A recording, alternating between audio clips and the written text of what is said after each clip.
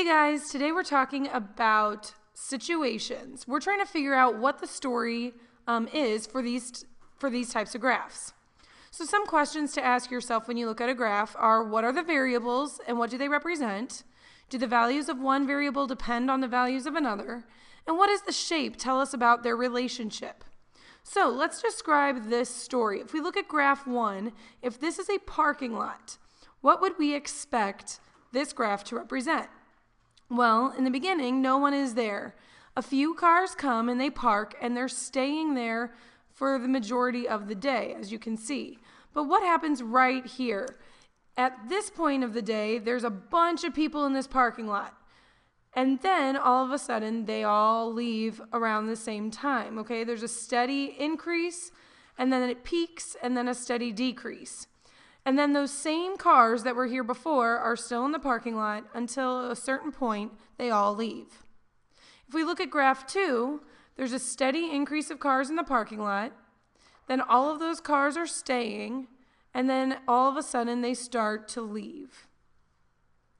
So let's look at some situations. Decide which variable is independent and dependent, and then determine which graph is reasonable for this story. If we're determining the number of students who go on a school trip and how it's related to the price of the trip for each student. So if we look at graph 2, and we determine that the number of students who go on the school trip is going to be, what do you think, our independent or our dependent variable?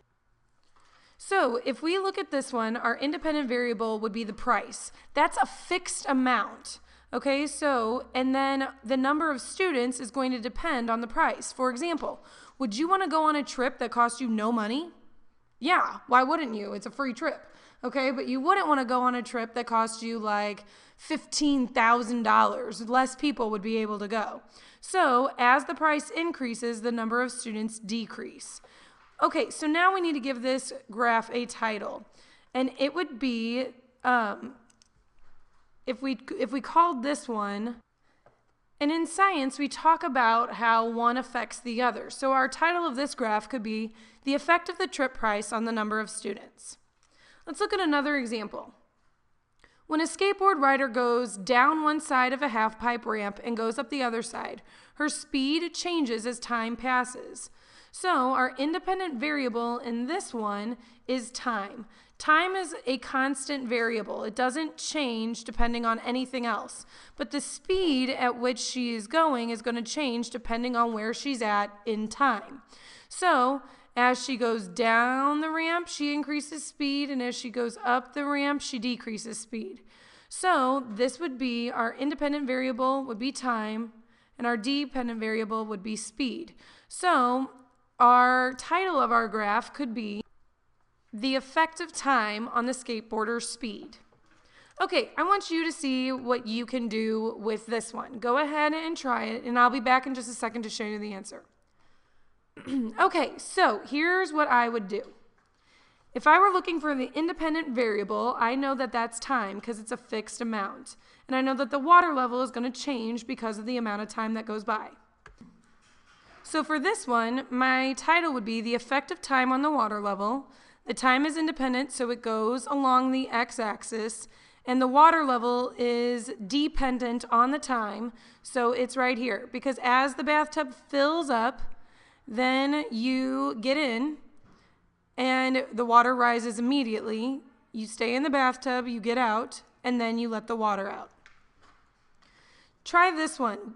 The waiting time at a popular ride at an amusement park and how it relates to the number of people. I'll be back in just a second to show you what I did. Okay, so for this one, it would be the effect of time on the number of people. So your people are your independent variable, and as the number of people increases in line, your wait time is also increasing. Okay, what do you think about this one? The number of hours of daylight as it changes over time in the seasons. In this one, you're going to go up and down with the seasons. As you can see, as time goes on, the number of daylight hours is going to increase or decrease depending on the season.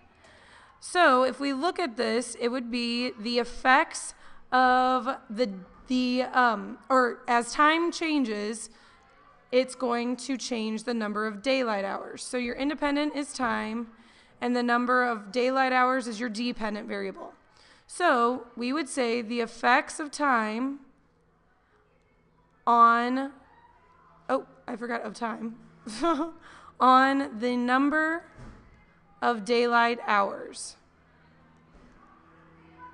So in the winter, you're going to have less daylight than you would in the summer. Whoa, I'm moving everything around. Sorry about that. Okay, go ahead and try this one. Weekly attendance at a popular movie changes as time passes from the date of the first movie as it appears in the theaters. Go ahead and try this one, and I'll be back in just a second to show you what I did. Okay, so for this one, what I did is I looked at the popularity of the movie. So in the beginning of time, or the beginning of when it comes out, the time is really effective because everybody wants to come see this. So the weekly attendance is going to be definitely higher than when the movie has been out for a while. So your independent variable is down here. Your dependent variable is the weekly attendance. So your title should be The Effect of Time on the Weekly Attendance. Okay, take a look at this one. The number of customers at an amusement park with water slides is related to the predicted high temperature for the day. Go ahead and see what you think about this one. Okay, so for me, what I think the graph should look like is this. As the temperature increases, which is our fixed rate, the number of customers is also going to increase. Okay, so the temperature, which is our IV, is going to be related to our DV, the number of customers. As the temperature increases, the customers also increase. So our title for this one would be the effect of the temperature, why can't I type, on the number of customers. So if we look at one more example, I want to show you what you would do if they gave you some other information. For example, you are running errands. Create a graph that shows the distance from your home over time. So you're going to start driving from your home for the first 5 minutes until you are at Target, which is 2 miles away. So you need to make sure that as you go, you match up each one of these with the time and the miles. Go ahead and try this one, and I will see you in just a second with the answer. So you're driving from your home. The first 5 minutes, you're 2 miles away. You're going to spend 15 minutes inside. That means that you are literally going to go from here to here, because that's 15 minutes, and you're not going to move any distance. Now you're going to travel to Walgreens, which is 3 miles down the street. So, and it takes you 10 minutes. Is that the right way? No, I have 20 minutes there, so it's going to take you 10 minutes.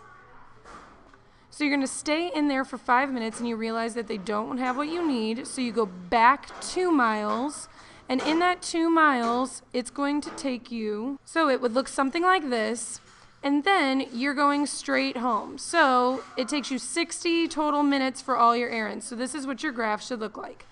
That's all I have for you. See you next time.